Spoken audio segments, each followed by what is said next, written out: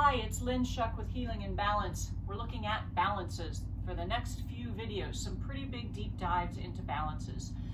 And I'm looking specifically at some yoga balance poses. The similar shapes are made in other movement practices, but because primarily my clients are yoga teachers in training, people with a lot of yoga experience, that's the form I'm going to be looking at. I'm going to borrow from the dance world though. One of the issues I have in a yoga class or movement class that's primarily using yoga poses is we'll put people in a balance like tree, which we're going to work on today, and people are struggling to balance if they're not used to balancing. Then we tell them all the form that they need to work on.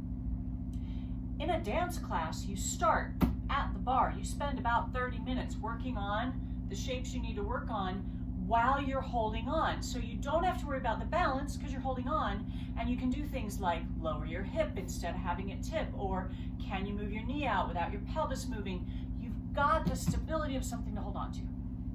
We don't do that in a yoga class. We make this shape out in the middle of the room and somebody's trying to figure out how to balance, and you're talking about pelvis and knee and leg and shoulders, and it's too hard. So I could break down all the parts of the pose, but I could instead show you some other ways to make that shape, whether you're using a wall or the floor, in ways that support you while you work on the shape. And I'm going to talk about the form as it's been taught to me. Any yoga class I've ever been to, any yoga teacher I've ever heard of talks about bringing one foot onto the inside of the other leg and taking the knee out to the side. Now, I don't know if you just saw what happened, but my whole torso turned to take my knee out to the side. If I can't turn my feet out completely 180, pointing each direction, there's no way my knee is going to point to the side without my hip having to move to make that happen. But tree isn't supposed to move your hips. It's the legs that are supposed to make this shape. So when we focus on knee out to the side to the exclusion of everything else that's going on in the body, we miss some stuff. The other thing that happens is when we take the knee out to the side and turn the hips, we end up relative to the supporting foot with a turned out foot. And tree is not a turned out foot. The foot is pointed forward. Why are we happy there? Because most of us stand slightly turned out, so that external rotation in the whole leg is more familiar than this narrower base where we don't have that side to side balance. How do you work on getting your hips facing forward is the first element of this, and then we're going to talk about the legs themselves. So I start with my toes pointed forward. I pick my foot up, I put it on the leg. I'm going to work low while I'm working on this. I could put my hands on my pelvis and look down, but I already have to have pretty good balance here. And so if I turn my hips, when my knees turn, I can see that my fingers, these little blinders I've put on my hips, are now no longer facing the direction that my toes on the supporting foot are facing. But that already requires balance, and I said we need to figure that out first. We're going to work on places to work on balance, on rather the strength, the form, and not have to work on balance. So you could stand near a wall. I'm not leaning way back on the wall with my feet against the wall. I'm just touching the wall with my butt and my shoulder blades. They're not quite touching. I have a good size hiney, so yeah. As I pick up my foot, if this hip starts pressing into the wall and this butt cheek comes off the wall, I know my hips have turned. So can I keep both butt cheeks, lovely anatomical descriptions, can I keep my glutes touching the wall? And then I notice, oh, my knee isn't going anywhere near parallel to the wall, it's angled. And I get familiar with the angle I'm able to sustain. So the wall can be one place. The other place you can work on this is lying down. Because if I lie down and put my foot here and everything tips and this hip lifts up off the floor, again, I've just discovered that I'm turning my whole torso, or at least my pelvis. So I would really press this opposing hip into the floor, and again, oh, that's how far my leg goes. So that's dealing with the hips. If you've been turning the hips and squaring your shoulders off, so the other thing you could do is hold on and then look and see, is your belly button pointing forward. But if you've been turning your hips but then squaring the shoulders off to feel like you're facing front completely, hips are going that way, chest is facing this way, When you get the hips squared, you may discover your chest goes back to over there because you're used to this twist relationship of rib cage to pelvis.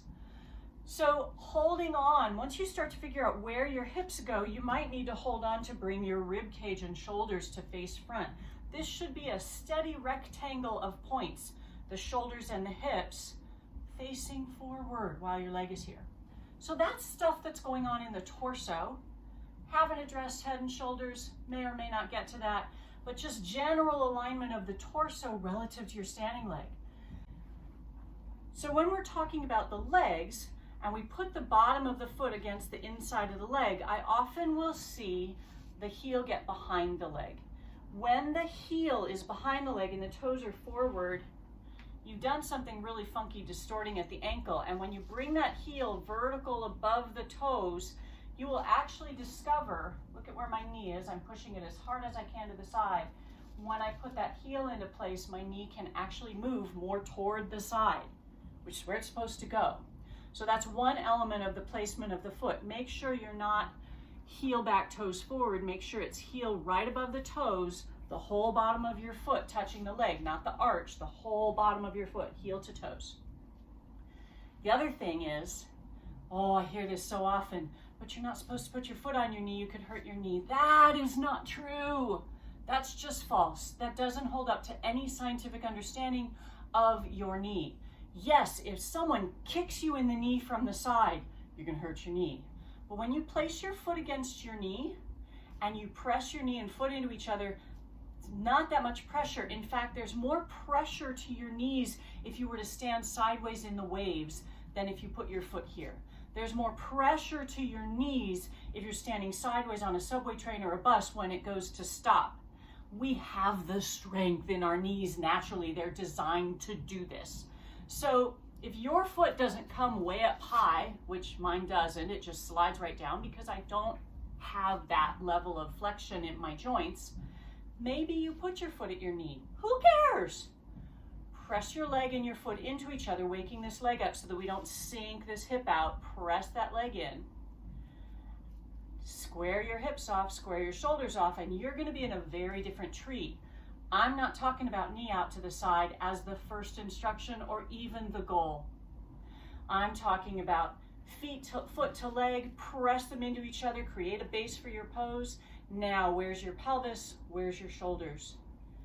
And then if I said anything else, I'd think of lifting up through the back of the body so your tree is tall and not hunched down while you're trying to work on this stuff, because that's the other thing that can happen.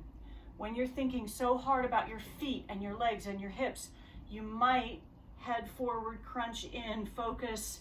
Nope, we gotta lift also. Didn't talk about where the arms go because I don't care. You wanna bring them up, you wanna bring them here, you wanna bring them out. Use them how your teacher says or how you like.